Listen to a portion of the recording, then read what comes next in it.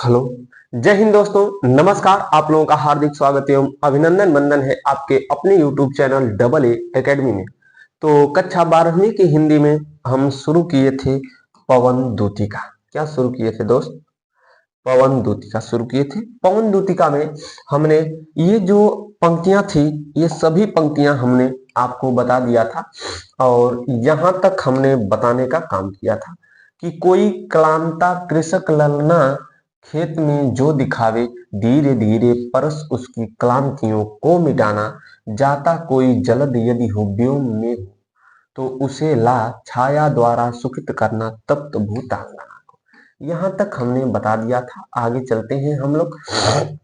तो क्या है कि जाते जाते पहुँच मथुरा धाम में, उत्सुकता हो उत्सुका हो उत्सुका हो, जाते जाते पहुँच मथुरा धाम में उत्सुका हो, न्यारी शोभा वर नगर की देखना, मुग्ध होना देखना, मुग्ध होना, तू होवेगी चकित लख के मेरु से, मंदिरों को मेरु से, मंदिरों को आबा वाले कलश जिनके दूसरे, अर्क से हैं दूसरे, अर्क से हैं, देखे पूजा समय मथुरा, मंदिरों मध्य जाना, मंदिरों मध्य जाना, नाना वाद्यों मधुर स्वर की मुग्धता को बढ़ाना, मुग्धता को बढ़ाना, की वाले के रुचिर तरु के शब्दकारी फलों को, शब्दकारी फलों को, धीरे धीरे मधुर रव से मुग्ध हो बजाना, मुग्ध हो बजाना, तू देखेगी जलद तन को जा वहीं तदगता हो, तू देखेगी जलद तन को जा वहीं तदगता हो, होंगे लोने नयन उनके ज्योति हो उत्किरणकारी, मुद्रा होगी वर वदन की मूर्ति सी सौम्यता की, मुद्रा होगी वर वदन की मूर्ति सी सौम्यता की, सीधे साधे वचन उनके सिक्त होंगे सुधा से सिक्त होंगे सुधा से, नीले फूले कमल दल सी गात की श्यामता है, पीला प्यारा वसन कटी में पहनते हैं फबीला, छूटी काली अलक मुख की कांति को बढ़ाती, कांति को है बढ़ाती, सदवस्त्रों में नवल तन की फूटती से प्रभा है, फूटती सी प्रभा है, फूटती सी प्रभा है, जाते जाते जाते जाते पहुँच मथुरा धाम में उत्सुका हो, न्यारी शोभावर नगर की देखना, मुग्ध होना, तू होवेगी चकित लख के मेरु से, मंदिरों को आबा वाले कलश जिनके दूसरे, अर्क से हैं आबा वाले कलश जिनके दूसरे, अर्क से है, देखे पूजा समय मथुरा, मंदिरों मध्य जाना, नाना वाद्यों मधुर स्वर की मुग्धता को बढ़ाना, कीमा लेके रुचिर तरु के शब्दकारी फलों को, धीरे धीरे मधुर रव से मुग्ध हो बजाना, मुग्ध हो बजाना, मुग्ध हो बजाना। तो ये है हरियावत जी, पवन दूतिका।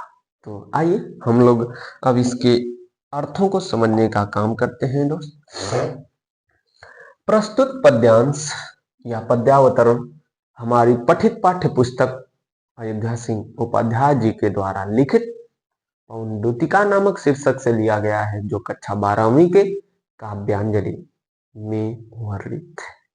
ठीक है, आइए क्या इस पंक्ति में बता रही है, राधा जी अपने जो पवन है उस पवन को उनके पास यानी अपने प्रेमी श्री कृष्ण के पास भेज रही हैं, और भेजते हुए क्या कहती हैं, तो कहती है ना कि हे पवन दूतिका, जाते जाते यानी जब तुम जा रही होगी कहां पर, मेरे प्रियतम श्री कृष्ण के पास। कहां पर, मथुरा। जब तुम मथुरा जा रही होगी और मथुरा पहुंच जाओगी, तो जाते जाते पहुंच मथुरा धाम में उत्सुकता हो। तुम जाते जाते जब मथुरा में पहुंचोगी तो तुम्हें बहुत उत्सुकता होगी कि मैं बाग बगीचा घूम लूं, मैं मंदिर घूम लूं, मैं पर्वत घूम लूं, मैं मथुरा का गांव घूम लूं। ये सभी आपको चाहिए और आपके अंदर उत्सुकता होगी, तो करोगी क्या। तो कहती है कि हे पवन दूतिका, यदि तुम मथुरा के धाम माने घरों में पहुंच जाना, ठीक है, तो कह रही है कि न्यारी शोभा वर नगर की देखना मुग्ध होना। तो उस नगर की प्यारी सी जो शोभा है उसको देखना और क्या होना, मुग्ध होना और मोहित होना। उस नगर की शोभा को देखना और क्या होना, मुग्ध होना। फिर कह रही है कि तू होवेगी चकित लख के मेरु से मंदिरों को। बस इतना ही नहीं, जब तुम मथुरा के मंदिरों को देखोगी तो तुम चकित हो जाओगी। कह रही है, पवन दूतिका कह रही है, क्यों, तो कह रही है कि वह जो मंदिर है सुमेरु पर्वत के समान ऊंचे ऊंचे हैं, बहुत ऊंचे ऊंचे सुमेरु पर्वत के समान है। फिर क्या कह रही हैं कि आभा वाले कलश जिनके दूसरे अर्क से है।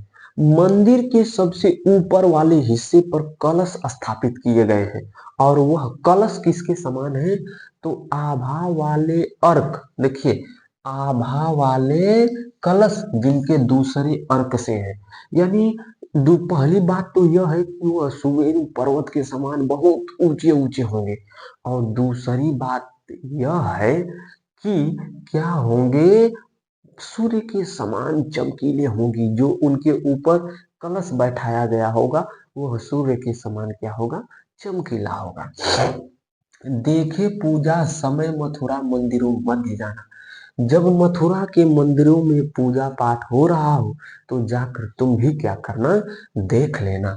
नाना वाद्यों मधुर स्वर की मुग्धता को बढ़ाना। और जब जाना तो अनेक प्रकार के वाद्य यंत्र बज रहे होंगे, और उनको और अच्छी ध्वनि से क्या करना, भर देना, यानी उसमें अच्छी प्रकार की ध्वनियों को डाल देना। फिर कीवा लेके रुचि तरु के शब्दकारी फलों को, और वहां पर क्या करना है, जब उनकी मुग्धता को न बढ़ा पाओ तो शब्दकारी फलों को क्या करना, तुम तरु फलों को, जो वृक्ष के फल हैं उन्हीं को क्या करने लगना, तुम धीरे धीरे वाद्य के समान बजाना और तुम प्रसन्नचित्त होना। धीरे धीरे मधुर रव से मुग्ध हो बजाना। धीरे धीरे क्या करके, मधुर ध्वनि से, धीरे धीरे मधुर रव से, धीरे धीरे मधुर रव से मुग्ध हो बजाना, यानी मोहित होकर क्या करना, बजाना। ठीक है, तो चलिए मेरे दोस्त, आप लोग इतना जान गए होंगे, तो आगे हम लोग चलते हैं और यहाँ पर देखेंगे 11 जो है क्या है, तू देखेगी जलद तन को जा वहीं तदगता हो। जब उस मथुरा में पहुंच जाओगी तुम, तो जलद माने बादल, तन माने समान, अरे तन माने शरीर, समान नहीं, बादल के समान शरीर को वहां पर क्या करोगी, देखोगी तुम। तू देखेगी जलद तन को जा वही तदगता हो। जहां पर तुम पहुंच जाओगी उन मंदिरों के बीच में, उस मंदिर में जब जाओगी तो तुम्हें बादल के समान काले शरीर वाले मेरे प्यारे श्री कृष्ण दिखेंगे। होंगे लोने नयन उनके ज्योति उत्कीर्णकारी, और उनकी जो आंखें होंगी वह कैसे होंगे? लोने का मतलब होता है सलोने। उनकी आंखें कैसी होंगी मेरे दोस्तों? तो पवन दूतिका से बता रही है राधा रानी कि उनकी आंखें सलोने होंगे, सुंदर होंगे। मुद्रा होगी वर वदन की मूर्ति सी सौम्यता। और मुद्रा, मुद्रा का मतलब होता है स्थिति। उनकी स्थिति कैसी होगी? वर वदन, वदन मुद्रा होगी वर वदन। वदन माने शरीर, वदन माने मुख। तो उनके मुख की सौम्यता मूर्ति के समान होगी। उनकी मुद्रा जो है कि श्रेष्ठ होगी, सबसे अच्छी उनके शरीर का बनावट होगा, और उनके मुख की सौम्यता मूर्ति के समान दिखेगी कि मूर्ति के समान बहुत अच्छे हैं। सीधे साधे वचन उनके सिक्त होंगे सुधा से, और उनके जो वचन होंगे वह सीधे साधे होंगे और बहुत सिंपल होंगे, बहुत साधारण होंगे, और उनकी वचन से अमृत निकल रहा होगा, अमृत के समान उनकी वचन होगी। आगे देखिए, नीले फूले कमल दल सी गात की श्यामता है। श्यामता मतलब होता है कालापन, ठीक है। कैसे है? नीले फूले कमल दल, कमल दल माने पंक्ति, नीले नीला, जो कमल का पुष्प है वह नीले कमल के समान, नीले कमल के पंक्ति के समान उनके शरीर की क्या होगी? श्यामता होगी। उनका शरीर नीले फूले कमल दल के समान होगा। पीला प्यारा वसन कटी में पहनते हैं फबीला। वसन माने वस्त्र, वह वसन यानी उनका वस्त्र कैसा होता है? तो उनका वस्त्र होता है पीला, और उन्हें पीला वस्त्र बहुत प्यारा लगता है, अच्छा लगता है।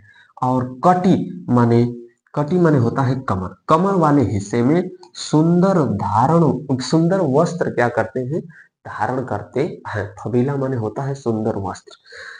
छोटी काली अलक मुख की कांति को है बढ़ाती, और एक अलक, अलक माने होता है बाल, ठीक है। छोटी काली अलक मुख की कांति को है बढ़ाती, जैसे कह रहे हैं कि एक हिस्सा बाल का छोटा सा उनके मुख वाले हिस्से पर आ गया होगा, और उनकी कांति माने चमक को क्या कर रहा होगा? बढ़ा रहा होगा। सदवस्त्रों में नवल तन की फूटती सी प्रभा है। सदवस्त्रों, अच्छे अच्छे वस्त्रों में, नए, जिस प्रकार से अच्छे वस्त्र को धारण करने से व्यक्ति अच्छा लगने लगता है, उसी प्रकार से नए तन की प्रभा, प्रभा माने होता है चमक, फूटती माने विस्फारित होती है। अच्छे वस्त्रों में उनके शरीर की चमक क्या होती है? विस्फारित होती है या दिखाई देती है। यहां तक तो हमने पढ़ा था, इस कारण अर्थ बताया। फिर से आगे चलते हैं। क्या है? सांच ढाला सकल वपु है दिव्य तो सौंदर्यशाली। सांच डाला सकल वपु है दिव्य हो सौंदर्यशाली, दिव्य हो सौंदर्यशाली। सत पुष्पों सी सुरभि उसकी प्राण संपोषिका है। दोनों कंधे वृषभ वर से हैं बड़े ही सजीले, हैं बड़े ही सजीले। लंबी बाहें कलब कर सी शक्ति की पेटिका है। राजाओं सा सिर पर लसा दिव्य पीड़ होगा। शोभाओ भी होगी उभय श्रुति में, स्वर्ण के कुंडलों की नाना रत्ना कलित भुज में मंजू के यो रहूंगे। मोती माला लसित उनका कंबुसा, कंठ होगा कंबुसा, कंठ होगा। चलिए मेरे दोस्त, 12 और ये 2 14, 14 तक हम लोग देखते हैं। क्या? सांचे ढाला सकल वपु है दिव्य सौंदर्यशाली। उनका शरीर ऐसा प्रतीत होगा कि सांचे में ढला हुआ, और सुंदरता भी दिखाई देगी, और उनके अंदर क्या दिखाई देगी, सुंदरता भी दिखाई देगी। सतपुष्पों से सुरभि, सुरभि उसकी प्राण संपोषिका है। सुरभि माने होता है महक या सुगंध। सतपुष्पों, सत माने सौ, सौ पुष्पों से या सौ पुष्पों की जो सुगंध है उसकी प्राण की, उसकी क्या है, संपोषिका है। सत पुष्पों की सुगंध उसके प्राण की, मेरे श्री प्रियतम श्री कृष्ण की प्राण की संपोषिका है। दोनों कंधे वृषभ वर से हैं बड़े ही सजीले, और जो दोनों कंधे हैं वह वृषभ माने बैल, वृषभ माने बैल, वर माने श्रेष्ठ, श्रेष्ठ बैलों के समान दोनों उनके कंधे बहुत ही सजीले हैं। उनके कंधे देखिए, वृषभ वर, वर माने समान भी होता है, वर माने श्रेष्ठ, दोनों कंधे बैल के समान श्रेष्ठ हैं और बहुत ही सजीले हैं। लंबी बाहें कलभ कर सी शक्ति की पेटिका है। जो उनकी दोनों बाहें हैं कैसी है, कलभ, कलभ माने हाथी के बच्चे के समान, कलभ कर, हाथी के बच्चे का, कर माने हाथ, हाथी के बच्चे का हाथ, या हाथी का हाथ क्या होता है, उसका सूंड, तो उसके हाथी के सूंड के समान उनकी दोनों बाहें क्या है, लंबी है। आगे देखिए, राजाओं सा सिर पर लसा दिव्य आपीड़ होगा, राजाओं के समान उनके सिर पर मुकुट होगा, दिव्य मुकुट होगा। शोभा होगी वर उभय, शोभा होगी उभय श्रुति में स्वर्ण के कुंडलों की, शोभा होगी यानी सुंदरता हो रही होगी, स्वर्ण माने सोने के, कुंडलों माने कुंडलों से, उभय माने दोनों, श्रुति माने जो सुनने का हिस्सा होता है। तो सुनने का हिस्सा का अर्थ हुआ कि दोनों कान में, उनके दोनों कान में सोने के कुंडल होंगे। बता रही हैं कि मेरे प्रियतम श्री कृष्ण कैसे होंगे, तो उनके सिर पर राजाओं के समान क्या होगा, मुकुट होगा, और दोनों कानों में स्वर्ण के कुंडल होंगे। नाना रत्ना कलित भुज में मंजू के यूर होंगे, नाना माने अनेक प्रकार के, रत्ना कलित, रत्न से कलित माने जड़ा हुआ, रत्न से जड़ा हुआ, भुज माने बाहों में, मंजू माने सुंदर, केयूर माने बाजूबंद, उनकी बाहों में, भुजाओं में सुंदर, उनकी बाहों में भुजाओं में क्या, सुंदर क्या होंगे, तो मंजू केयूर, सुंदर बाजू बंद होंगे, यानी उनकी दोनों बाहों में सुंदर बाजू बंद होंगे। मोती माला लसित उनका कम्बुसा कंठ होगा, उनकी गले में मोती के समान क्या होगी, माला होगी, और कम्बु सा कंठ होगा, उनका जो कंठ है वह शंख के समान है। कम्बु माने होता है शंख, कम्बु यानी शंख के समान उनका कंठ होगा। ठीक है मेरे दोस्त, तो आज के लिए बस इतना ही, 14 हमने पढ़ाया है, और अगले दिन मिलते हैं, जितना बचा है उसको समाप्त कर दिया जाएगा। तो जाने की आज्ञा दीजिए, मिलते हैं अगले दिन। जय हिंद दोस्तों, नमस्कार।